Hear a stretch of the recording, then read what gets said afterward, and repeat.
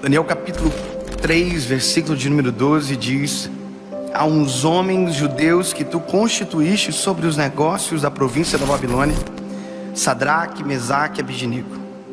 Esses homens, ó rei, não fizeram caso de ti. Aos teus deuses não servem, nem a estátua de ouro que tu levantastes adoram. Então Nabucodonosor, com ira e furor, mandou chamar Sadraque, Mesaque e Abidnego, e trouxeram estes homens perante o rei.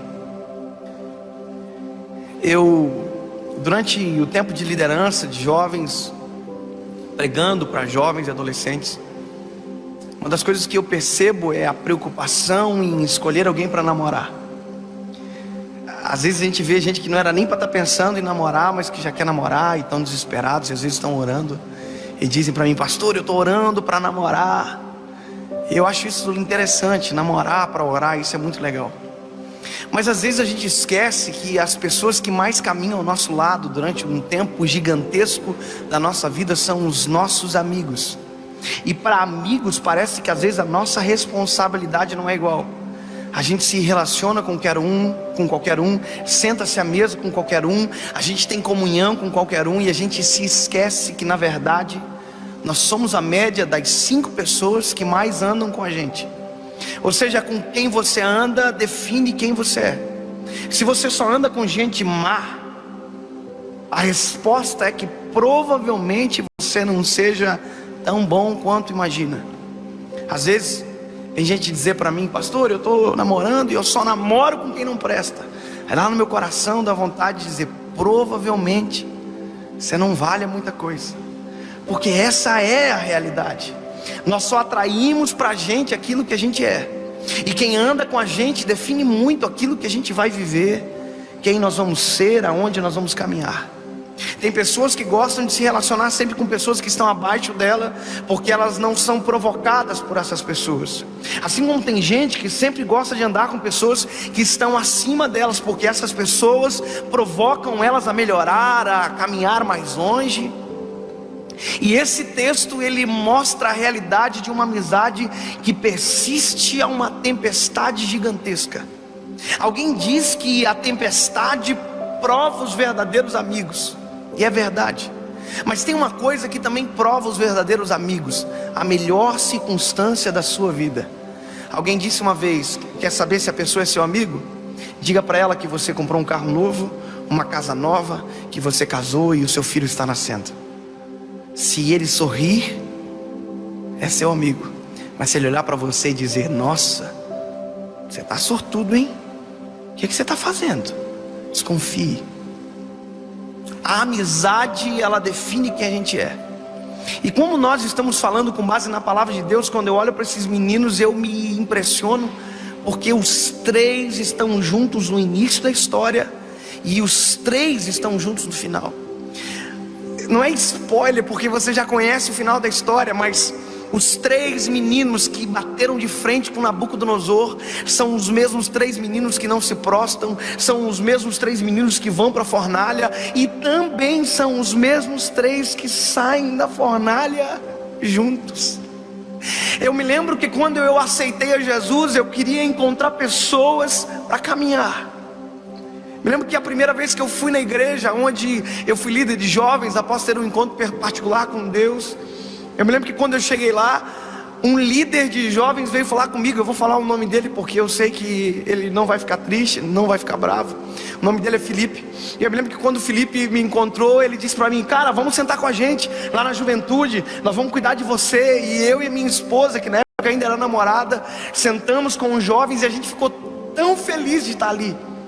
E eu comecei a prestar atenção no Felipe daqueles dias que seguiram.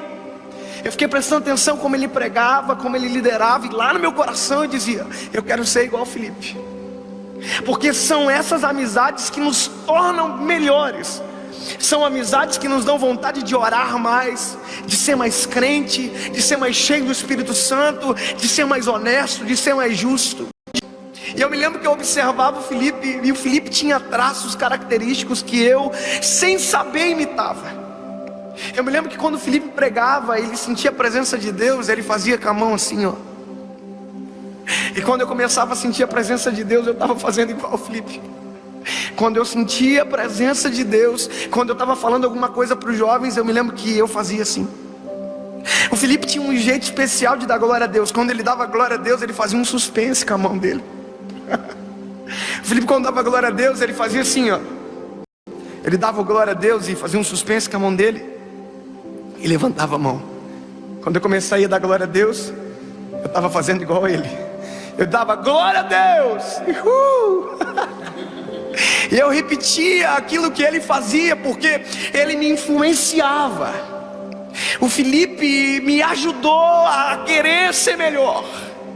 E esses hábitos, aquilo que ele fazia, esses trejeitos, na verdade era a mínima coisa que eu estava imitando dele, porque tinha algo maior acontecendo dentro de mim. Eu estava querendo ficar mais perto de Deus. E um dia ele disse para mim: Dave, eu tive um amigo na minha vida, o nome dele era Ninho, e Jesus levou ele. E ele era crente demais, e eu sou o que eu sou hoje porque eu tive um amigo igual ele. E eu dizia para ele: Felipe, você agora é o Ninho para mim, e talvez um dia eu vou ser o Ninho para você também. Eu vou melhorar. A gente se esquece que quem anda com a gente define quem a gente é. Eu me lembro que tinha uma coisa que eu não podia imitar o Felipe. O Felipe era batizado em línguas estranhas, no Espírito Santo, ele falava em línguas.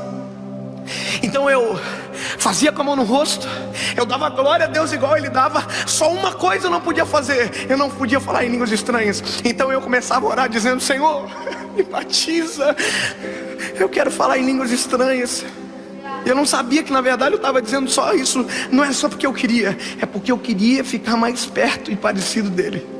Um dia, toda igreja tem aquelas irmãs do ciclo de oração top. Na minha igreja tinha. A irmãzinha do ciclo de oração puxou minha blusa e disse: vai para frente, que o Espírito Santo vai batizar você. A minha vontade era sair do banco assim, dizendo: ei Felipe, fica ligado.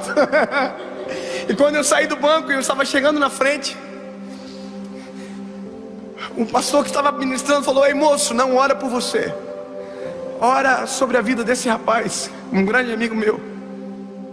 E eu comecei a orar sobre a vida dele, mas dentro do meu coração eu dizia: Senhor, eu quero ser batizado também.